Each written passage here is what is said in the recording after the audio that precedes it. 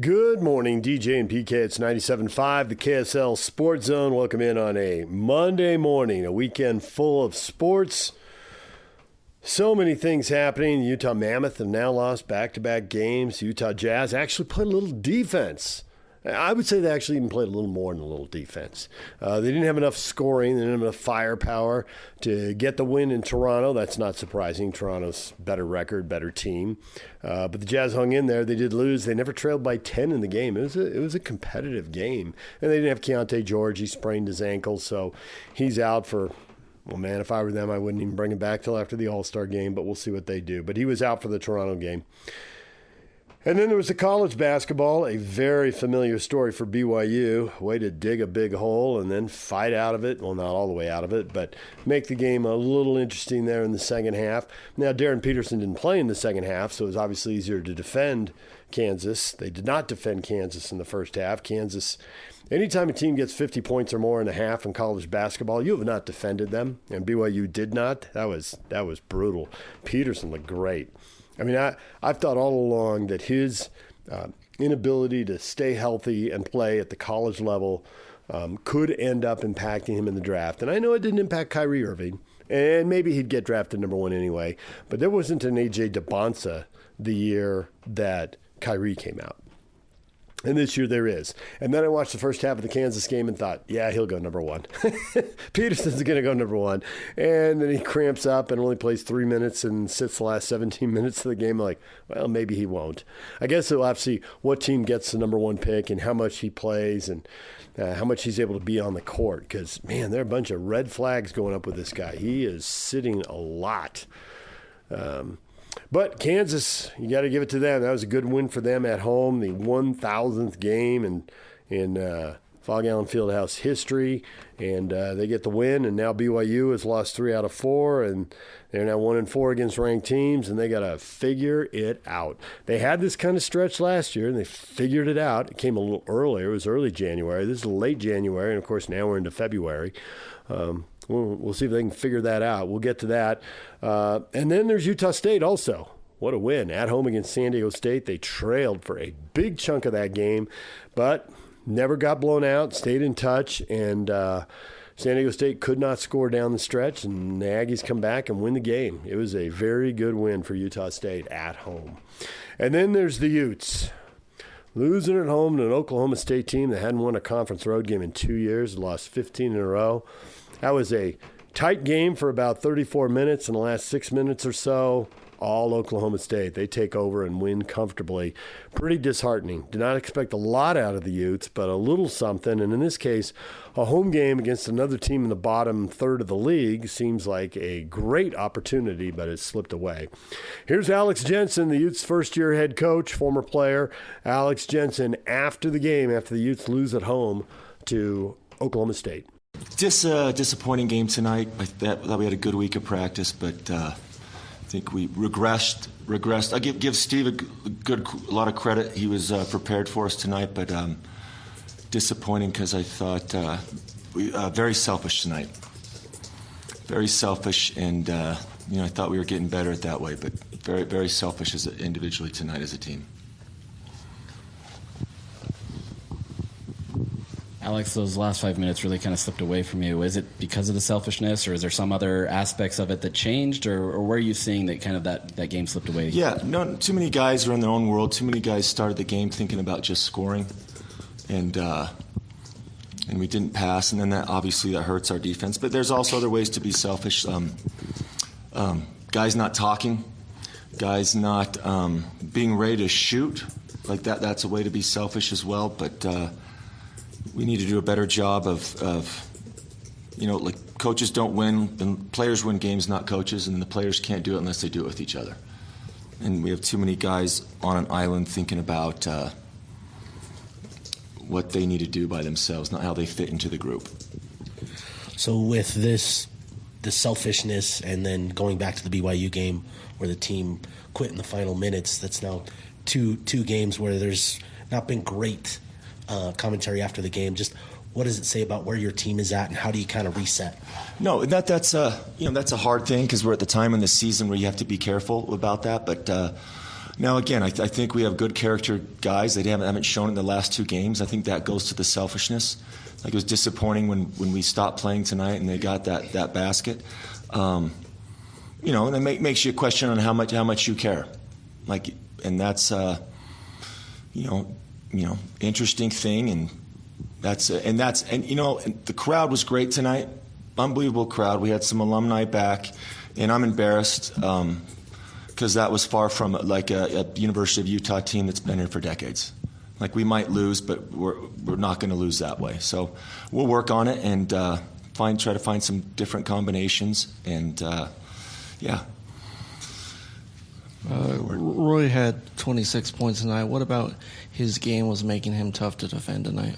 No, we talked. We had a week. We talked about him, and again, a few of our guys, have trouble, absorbing the information. We kind of mentioned it, but I think it goes back to thinking about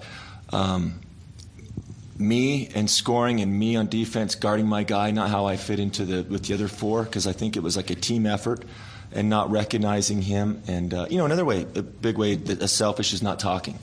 We have multiple guys that don't talk, and that's one way to be selfish because you're in your own little world. But give Roy credit. Hard to guard, and I was the other challenge this whole week with our guys because we're not a very good defensive team, and like a lot of times it's not the scheme. You just got to guard the guy in front of you and not let him go to the basket without touching him. And I don't know a solution for that right now. Alex, you've been able to be close a lot this season, and I know that close doesn't really help in the end, but is there something that you're learning more from the Big 12 right now for you personally that helps that, or is it really just now up to the guys needing to kind of talk and do all that stuff that you've been talking about? No, our margin for error is small, and it's all the little things.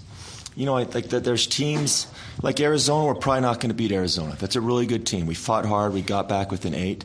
That's the disappointing thing about tonight. Oklahoma State's a good team, but like we're good enough to beat them, and it's just it's disappointing because I think everybody the locker room is a sacred place, and kids now have they have their people around them at home, and we got to spend time together. And again, we're a team, and success as a team and individually comes from winning. All right, there is Alex Jensen. We're going to take a break. When we come back, we'll hear from Jerrod Calhoun after the Aggies have win at home over San Diego State, and then the BYU postgame with Kevin Young, Richie Saunders, and Rob Wright. That's coming up next. Stay with us. Good morning, DJ and PK. It's 97.5, the KSL Sports Zone. Welcome in. Big weekend of college basketball. Huge games on Saturday. San Diego State comes into Logan and gets beat again. They've now lost 6 of the last 7 times to Logan. So now they've got 2 losses in conference, and so do the Aggies. So it's on, the race. And, of course, the other teams involved, New Mexico, Grand Canyon. I have to keep an eye on some of these teams and see how they hang in there and see how wide open this thing can be.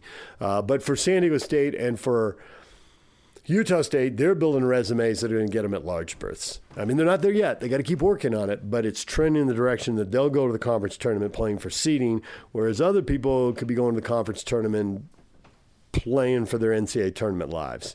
New Mexico kind of sits on the bubble now. We'll see how they do. Here's Jerrod Calhoun, the head coach, after a win that had the place going berserk. There are moments in this arena that people remember for a long time. This game, I think, is going to be one of them. Yeah, just a hard-fought game. I got so much respect for San Diego State. To beat them 3 straight, to be 3-0, Templin and Mason, you have to be tough against these guys. Our offense was not there, but KT willed us. And when you out-rebound these guys by 15, you're a tough team and you got great character. So much respect for Dutch and their program, but we were the tougher team in the last 8 minutes. Yeah, and that's what it was. It was 2 games, right? I want to know what you were telling your team. Drake gets fouled.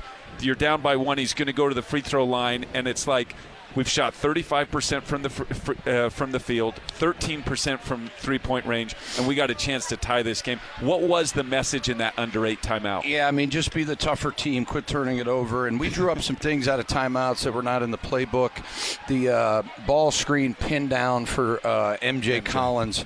They thought KT was going to roll. He set an unbelievable screen, by the way. KT, I've been on him about screening, and that was, I thought, one of the biggest plays of the game, that screen, things that go unnoticed. But, yeah, just be the tougher team, Spence, and don't turn the ball over. This was a game we had to win if we want to play in the NCAA tournament and want to win a league title. You have to beat these guys at home. So it doesn't get any easier at the pit.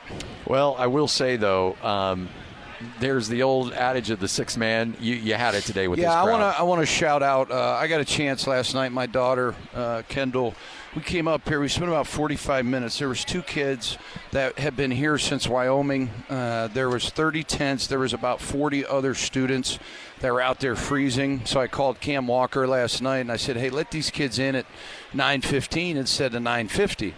Right, easy adjustment. It's freezing. We've got 2 kids. They've been out there for 3 days, and the herd declined. They kindly declined and said, "That's not who we are. We're tougher." So not only do we have the best student section, we got the toughest student section. I got a huge kick out of that before the game. That's awesome. One thing. San Diego State credit where you guys really struggled. Fast break. I mean, 9. I don't know how many layups we kept on the board, but you looked at it. 19-3 is what it was going into that 8-minute timeout. It ended 19-5. You end up getting the MJ Collins.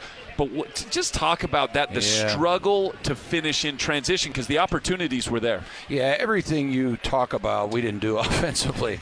When you get to the rim, they're going to meet you. Shot fake. So when Drake finally shot fake with like 8 minutes, Manny and I chest bumped because that's all we did the whole week. And I chest bumped Drake coming into the timeout. Like, finally, somebody did what we had watched on film for 7 games. We watched 7 of their games. So it's like you're running on fumes. Like, guys, just do what we told you. But one thing they did was keep playing, keep fighting, and they fed off this crowd, and it was a huge win for us. Well, honestly, and Spence and I were talking about that at about that 8-minute timeout. If you would have told me that MJ Collins was 0 of 10, Mason had 6 points, you turned it over 15, 16 times, we'd say you're down by 15. Yeah, I mean, and MJ goes 3 of 14, Mace goes 3 of 7, so you're down 1, and you're like 6 for 21, your best 2 players. At that point, you were 2 of like 17, and then MJ hits those. But man, talk about just being like, none of that matters, right? Not 0 for 10. It does not matter. MJ, there's no one else. It's got to be you. Yeah, I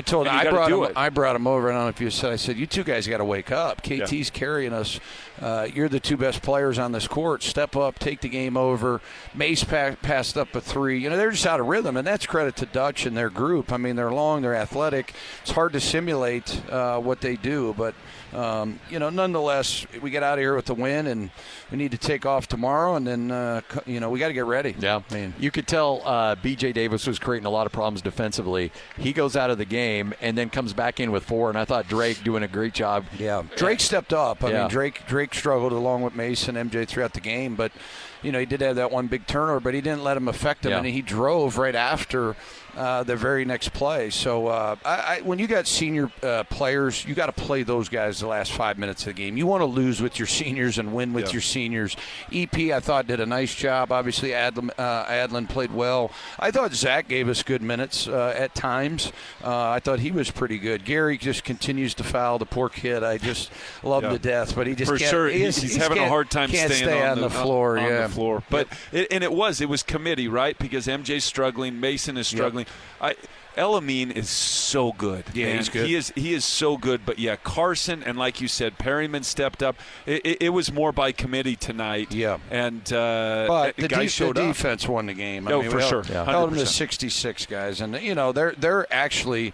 I think this is one of Dutch's best offensive teams he's had because they run so much and they're scoring the ball. The last 5 games they're averaging 80 points a game. So to hold them to 66 when you couldn't make a shot or make a decision, that's why you won. how much were you guys yelling when Elamine has that ball in the corner? Don't and shoot. he wants Spencer and I were both yelling at him. Adlin's really smart. Addy knows the game. He knows time and score. He's, you're not a freshman anymore. You only have whatever we got left, 10 games. You're really like a sophomore now, so I wasn't worried about it. I was really just saying getting the ball to MJ. I heard that. Get the ball to MJ so no one else is Yes. shooting the free throws. Get it to him. And then giving it back to Drake. Yeah. And that's not an easy layup over Heidi. That's a hard scoop left layup. That was a huge play. Huge play. Yeah, he played well down the stretch. Hey, nice little bro hug with you and Tommy there. Oh, yeah, that was – hey, now we can ask. That was the only Coach, I wanted you to win maybe for other reasons, but the biggest reason – and I know you got to be careful, but no, hey, that was a great bro hug. Yeah, no, hug. Tommy Nunez. I talked to him this summer. Obviously, he made a mistake in our game, and I told the league, put him on one of our games. Get him back in the spectrum. The poor guy made a mistake. We all do things in life that we regret. It doesn't matter what stages of life. None of us are perfect. And I had been asking, why has he not done a game? Right? Mm-hmm. Like, it made no sense to me, and he's one of the better officials. So I was glad he got to come back to the spectrum, and I thought all three were good. There's always going to be questionable plays. For sure. The home crowd's never going to agree with any calls, but very, very hard game to officiate, but I thought it was a really good officiated game. They did good. You took a lot of haymakers tonight and responded with a win, and there's tired. a lot to I'm going take. to Lanone at 5:30. I'm going to get a you, bowl Coach. of pasta with good my for you. father-in-law and wife and kids, and I'm going to relax because that chicken Alfredo is going to taste pretty good. I'm trained. I feel like I was running out there. All right, there's Jerrod Calhoun after the Utah State Aggies get a win at the Spectrum in front of a typically wild home crowd. As far as BYU, well, they faced a wild crowd in Kansas. Everybody in Kansas was fired up for that game for sure. At BYU, man, I mean, what can be done about the slow starts? They always fall behind. It's so predictable. The question is, how far are they going to fall behind, and how long are they going to be behind for? And they were able to dig a pretty good hole and stay behind the whole game. And they closed. Of course, with Peterson on the bench, it was a little easier to defend Kansas, obviously. They closed, but they never really got over the hump. Didn't make it as interesting as they made the Arizona game. Of course, that one was at home, and this one was not. So after the game, here's head coach Kevin Young, along with Richie Saunders, who went off. My gosh, he was hitting shots from everywhere. The rally they did make was thanks to him hitting a bunch of ridiculous three-pointers. And then also Rob Wright. Here they are. Kevin, I guess the obvious question is first half, again, struggles. You've seen it many times this year. Can you put a finger on what's going on there? Most of our struggles in the first half have been execution related. I didn't think that was the case tonight. It's hard to overcome 9 of 12 from three. You have to give Bryson a lot of credit. I think he hadn't made too many threes on the year, and we were going to make him prove it, which he did, and we adjusted. Excuse me, but it wasn't just him. I mean, like I said, as a team, they go 9 of 12 from three. So, and we were what were we? Like 4 of 16, I think. So, I mean, I've examined it 8 different ways to the moon and back, and at the end of the day, it's shot making. We're shooting a three at a much higher clip in the second half than we are the first, and that's something that you really can't necessarily fix. It's more about just trying to make sure you're executing, which I thought tonight we did for the most part in the first half. But like I said, the shot making out of them was remarkable. Yeah, please raise your hand so they can bring you a microphone.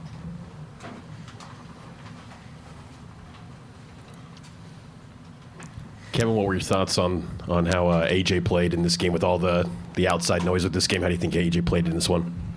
I thought he was okay. I thought he was holding the ball a little too much in the first half. I thought it was a little bit better in the second half. He was driving, getting to his spots, either for some of those turnarounds, or I thought he did a good job of kicking the basketball out. But and I'm not crying over spilled milk, but I mean, the guy leads the country pretty much in fouls drawn. He got to the line 4 times, and I thought there was plenty of times where he could have been fouled that they missed, and that's life. You got to keep playing. But all in all, it was I thought a game for him that he handled well relative to like all the outside noise. Kevin, what was your message to the guys at halftime?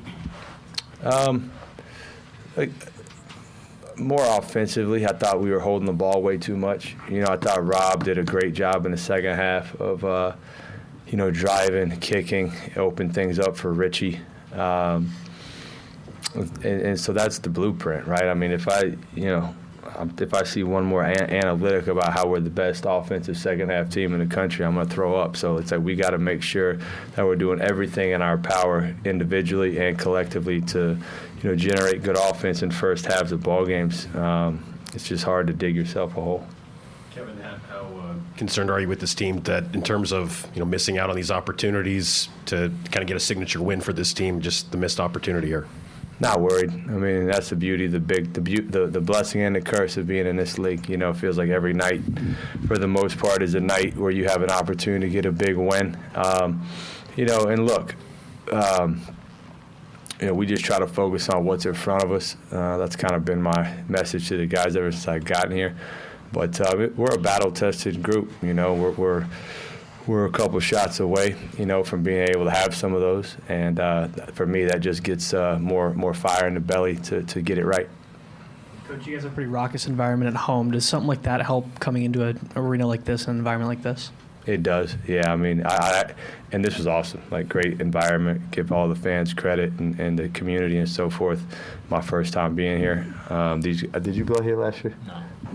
Richie played here last year, so he's experienced it. But it does actually give me a lot of just confidence for our guys. It's not like it's the first time they've played in a loud arena, and I'd put ours venue and their venue up there with any venues in the country. Kevin, so much was made about AJ and Peterson coming into this game. How did you think the two of those guys handled it, at least while Peterson was out there? Well, number one, I thought Richie Saunders was the best player on the floor. If someone can find a tougher competitor in the country, I'm all ears. I thought he played unbelievable. Now, as it relates to those two players, very talented, both of them. Darren is just when it comes off his hand, you think it's going in every time, which is obviously a great. I think that's what makes him great, and then obviously the athleticism and so forth.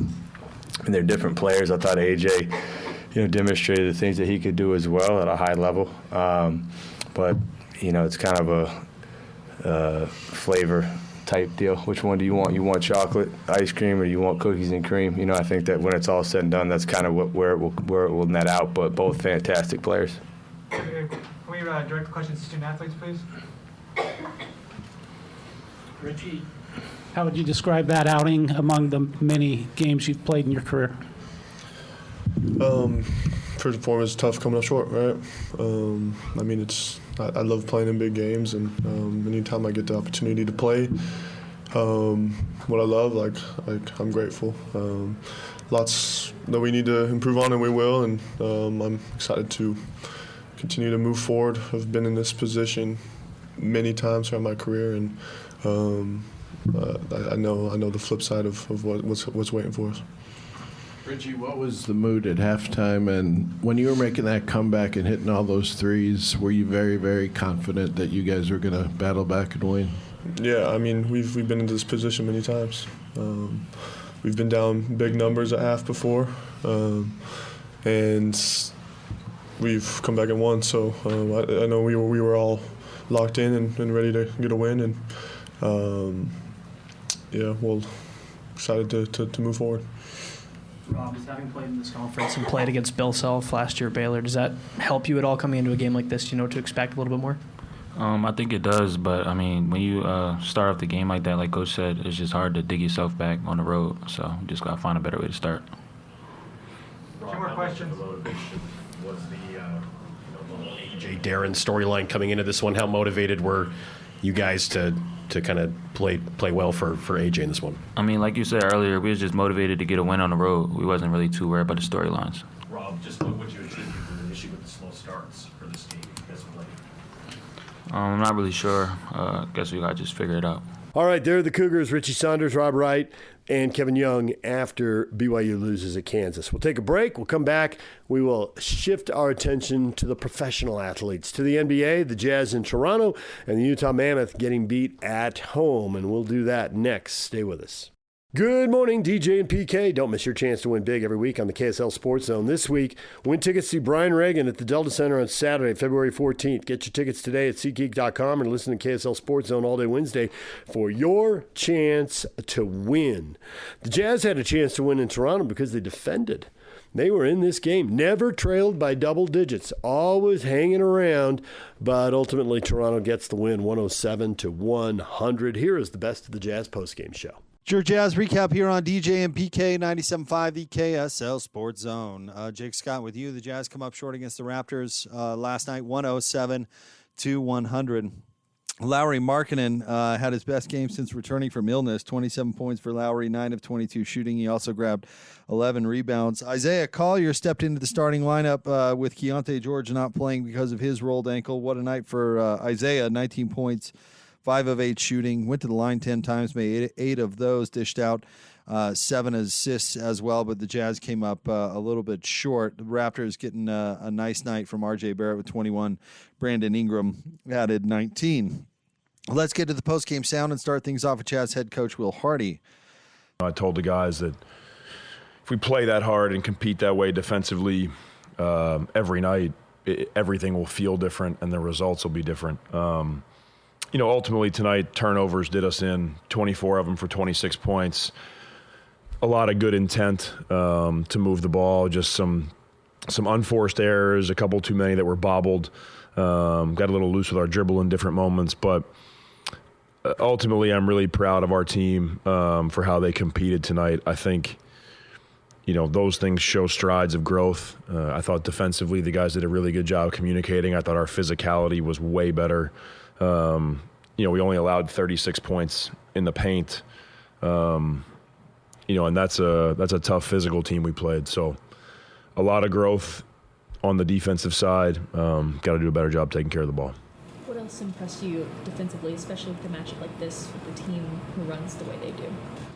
Yeah, I felt like, in the half court, we did a really good job guarding them. In the first half, I think it was roughly half their points were in the first 6 seconds of the shot clock. Like, they do a great job of pushing it and putting a lot of pressure on your defense early in the clock. But, we need to improve defensively in all facets. So for us to have a step taken, in the right direction in the half court, I think that signals, a lot of the hard work starting to pay off. But we need to do it more consistently. What about, I know we talked about Isaiah pregame too, but his performance tonight and also just getting to the line, 10 free throw attempts, especially now where Keontae's out? Yeah, I thought Zay picked his spots really well. It didn't feel like he was forcing anything tonight. He continues to do a great job one-on-one of, picking a hip and getting low and being really physical, playing off 2 feet. I think since Zay has really been able to adopt that 2-foot mentality in the paint. His decision-making has gotten better. His turnovers have gone down. His finishing has improved. I think it's been a big breakthrough for him. Coach Jay, you mentioned the Raptors just scored 36 points in the paint. What did you see from Jusuf Nurkic and Lauri Markkanen protecting the paint? Yeah, those two guys did a good job, but for us, it takes everybody for us to protect the paint. We don't have one person that we're going to rely on to erase everybody else's mistakes. I think Nurk had some really good moments. He had 3 block shots. Lauri's size and athleticism stands out in different moments. But for us to protect the paint, it takes, all levels of the defense to be good. We need to guard the ball better on the perimeter, switch physically, continue to communicate. So, it's about the group, not just those two. Yeah, and you're showcasing this season like great glimpses of what you can become in the near future, and related to that, Lauri Markkanen has not been named an All-Star. I know that at the end of the day it's about the team, but do you think that him not being an All-Star is kind of unfair to Utah and to him? Well, I think Lauri's an All-Star level player. I think there's a lot of decisions as it relates to who gets promoted and who doesn't that don't make sense to me. That is Jazz head coach Will Hardy. Let's now move to the players and hear from Cody Williams. Really 2 possessions for a lot of the third and the fourth quarter. What do you think it came down to have the Raptors come out on top? I think a big part of it was just turnovers. We had 24. I think they scored 26 off our turnovers. So that's really what it came down to. I feel like we were good enough offensively and like we communicated and played hard enough on defense to win. So I think just turnovers kind of bit us in the butt. Coach kind of mentioned that you guys took a step in the right direction defensively. What do you think, or where do you think that came from when it came to facing this team who plays really well in transition and just what you guys did in the half court against them too? I think it just took time and, just more film. I think kind of the more film we watch, we kind of understand, the effort and the level of intensity we kind of have to play with on the defensive end. So I feel like tonight we did a really good job of kind of locking into the schemes and communicating, and then I feel like it kind of showed. I know you take a lot of pride on that end of the court too. How do you feel like that just keeps continuing to build confidence for you this season? Yeah, I just feel like especially defense is one of those things where if you're not getting it going offensively, that's something that can really, kickstart your game. For me, I know that's my way on the floor, and that's kind of what I've been building off of, and it kind of gets me going offensively as well. So I feel like just, being aggressive on the defensive end, it kind of just pulls everything together. I know they have you watch certain highlights for cutting and slashing and things of that sort. Is there anyone you watch highlights of defensively that you take notes of? Defensively, I really watch a lot of guys, just bits and pieces. Like I know I watch a lot of Lou Dort. Let me see who else I watch. Who did I just watch last game? Gary Payton. I watched him a lot because he's guarding 5. Gary Payton Jr. Who else? There's like a bunch of guys. It's like a different dude every game, but it's really just like bits and pieces, like how they use their feet, how they steer. And I watched Alex Caruso to see how he uses his hands, especially like in the low post. So, just picking bits and pieces of every great defender.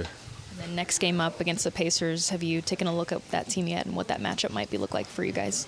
I haven't looked at it, but watched them in the finals a lot and watched them this year. Just know they're a fast team. They get up and down and push the pace. They're a physical team, so just have to be ready to match that intensity. That's Cody Williams, had 10 points last night in 20 minutes, 4 of 5 shooting for Cody. Let's now move on and hear from Isaiah Collier. I had to step up, be the point guard, for the team, starting point guard. So, that's a, big shoes to fill going to this game. But, I feel like, I'm capable of it. So, it was just coming in and getting the team involved. I think we gave up, a couple of rebounds down the stretch as a team that hurt us. So, we was in the game, for the most part, the whole game. So, got to learn from those little mistakes and, learn from it, honestly, yeah. In what ways have you seen progress defensively, especially tonight? Just staying locked in on defense. That's the little things like that. Being in the stands. I think me, Woes, Will, we all, talk about that all day. So, it's extremely important for me. For my career, it's just to guard basketball and, play on both ends of the floor. You had 10 free throw attempts tonight. Do you feel like you were attacking the paint any differently than you normally do, or how do you feel like you were able to get to the line? More so just reading the defender, honestly. I think I was doing that the whole game. So, if you just open up his feet, to use my quickness to advantage and, try to get downhill. How much more are those reads coming along at this point in your career from either watching film or just the reps? A little bit of both. I think that's what, makes the game a lot easier. I think that's why the greats are the greats. They just read little things like that, and then as soon as you mess up, it's a bucket. So, little things like that, I try to use to my advantage. A lot of film, a lot of reps. So, I like to see it pay off a little bit, and I like to see the progress. Thank you. There's Isaiah Collier, 19 points, 7 assists. Got the start in place of Keontae George, that 19 points season high for Isaiah. Up next, the Jazz take on Indianapolis coming up tomorrow night in Indy. That game will tip off at 5 o'clock. Pregame coverage begins at 4. There's the best of the Jazz postgame show. Now, the Utah Mammoth, who've been flying, have been red hot, have now lost back-to-back games. They were beaten at home Saturday night. Let's get to the best of the Mammoth postgame show. DJ and PK, the Utah Mammoth finished the month of January at 10-4-1 as they fell 3-2 to the Dallas Stars on Saturday night at the Delta Center in their return home.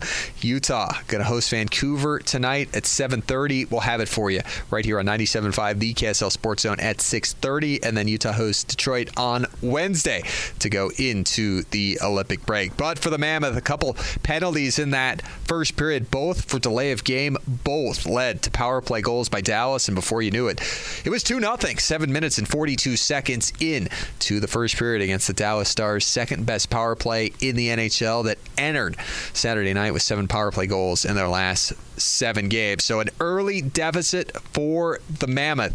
But Kyler Yamamoto and J.J. Peterka would provide the offense for Utah in this one. Yamamoto made it 2-1 less than 3 minutes after the Mammoth fell behind 2-0. The Stars have hit a couple posts. Peterka back for Yamamoto. He shoots and scores! Hello, Moto! Mammoth on the board. And Kyler Yamamoto stays sizzling hot. Dallas challenged that goal for goaltender interference by Barrett Hayton. After a semi-long review, the call on the ice stood. It was a good goal. Utah went on the power play, trying to tie things up after the delay of game for a failed challenge by Dallas. Couldn't do it there. And then a knee-to-knee hit, or a leg-to-leg hit by Mikko Rantanen on Brandon Tanev. And looked like it might be enough for a 5-minute major, but it was ruled a 2-minute minor on the ice. Another power play for Utah, trying to tie it, unable to do so. So late in the first period, it's Dallas 2 with 2 for 2 on the power play, Utah 1 with 0 for 2 on the power play. That would prove to be the difference in the game. Stars added one late in the first. It was 3-1. It'd stay a 3-1 game until the third period when Yamamoto would get another for the Mammoth. J.J. Peterka in front. Yamamoto scores! How hot is Kyler Yamamoto? Mammoth back within 1. 13-19 to go in the third. It's his 4th goal in 2 games. He's got both for the Mountain Blue tonight.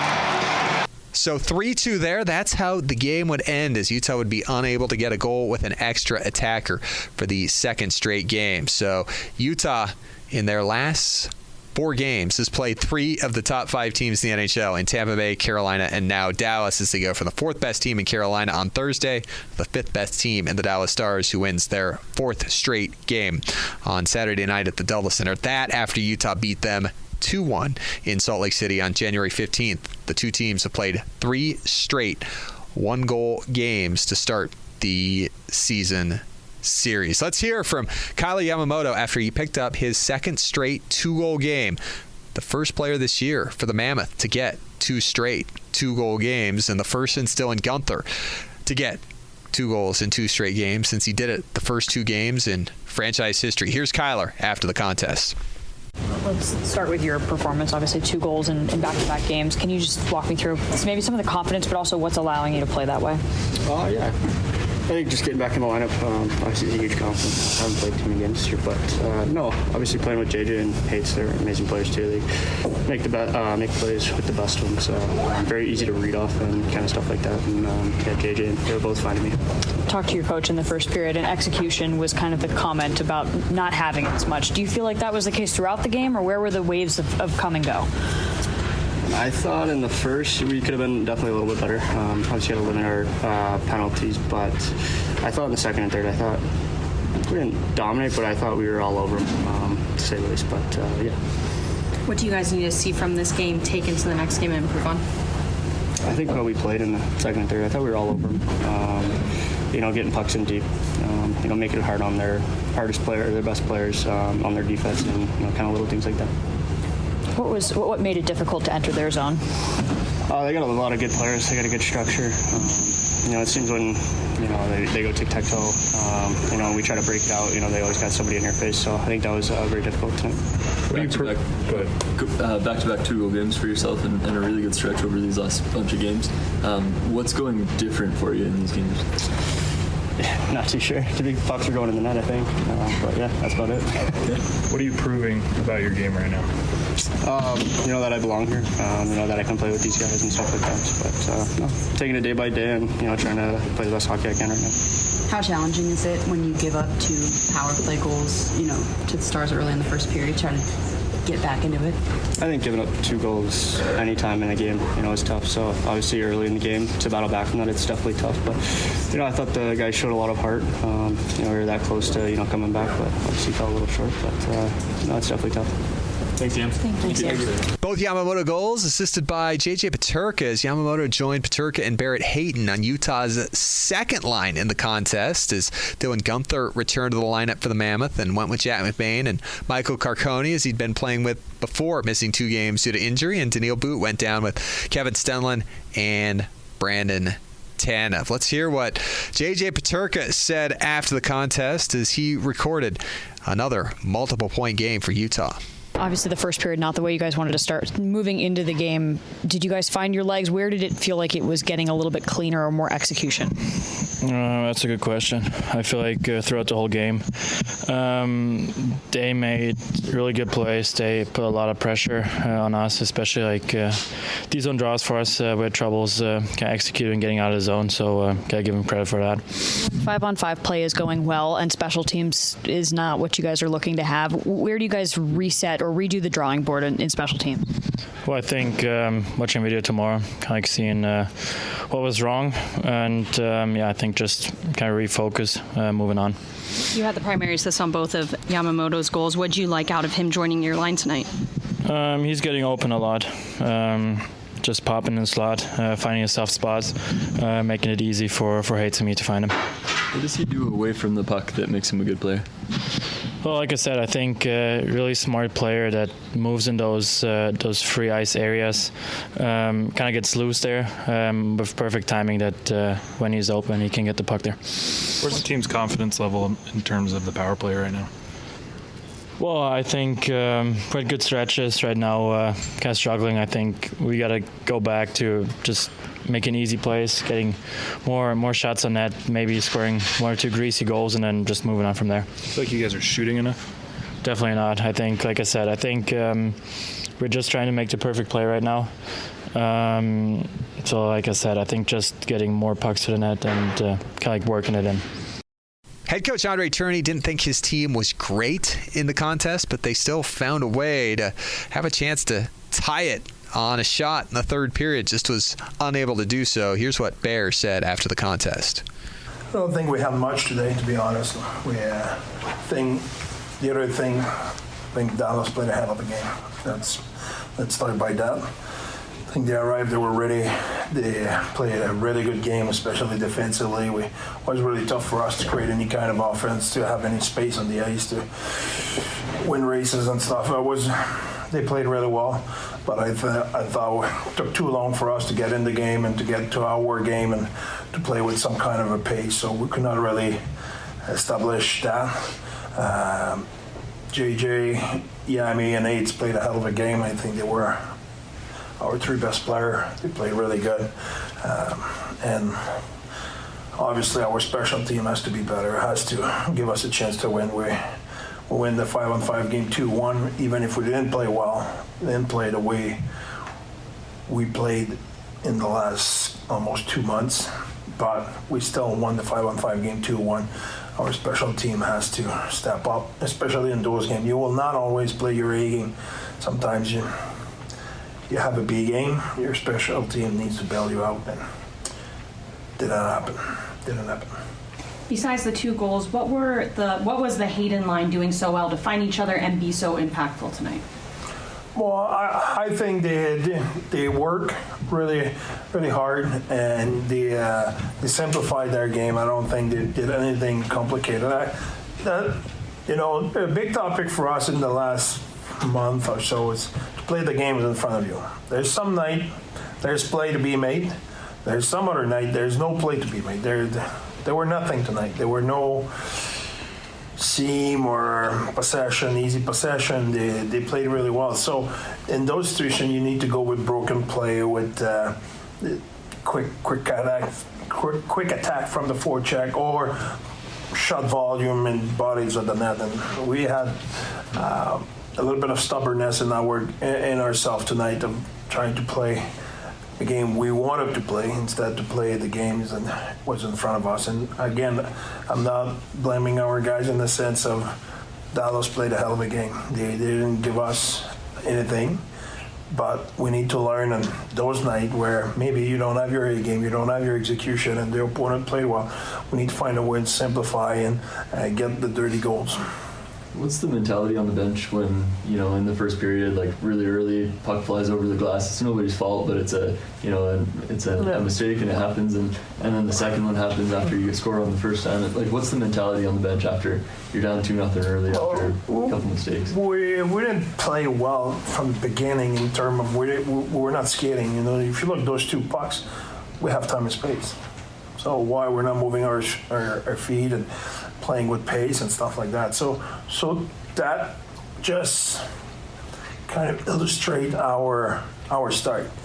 and even on the PK, we're playing well. They have 3 shot, 2 goal, on the first 2 power play. So it's not like it was a shooting gallery and they had a lot of opportunity. They're really good at the way they score. That's the way they score. They get tip and stick on rebound and stuff like that. We knew it, but they're the second best power play in the league for a reason, and we need to stay out of the box by any way, shape, or form. We need to find a way. What are the confidence levels in terms of the power play? Do you feel like the guys go out there feeling like they can score? Not enough. There's no doubt about it. I don't think we have any swagger right now. I don't think we have any kind of execution. And, at some point, that league, if you feel sorry for yourself, everybody will step on your throat and nobody will let you get back up. So there's no feel sorry for yourself. You're the best player of the team. You have an opportunity to be a difference maker, and you need to do it. And you need to hone your confidence, and you need to hone your play. And we need to be better in those situations. And I think there's a lot to be thought, to be brainstormed maybe about that. But we need to find a way, because our 5-on-5 game is top 5 in the league. And right now we're fighting for our life. We need to get our special situation up to par.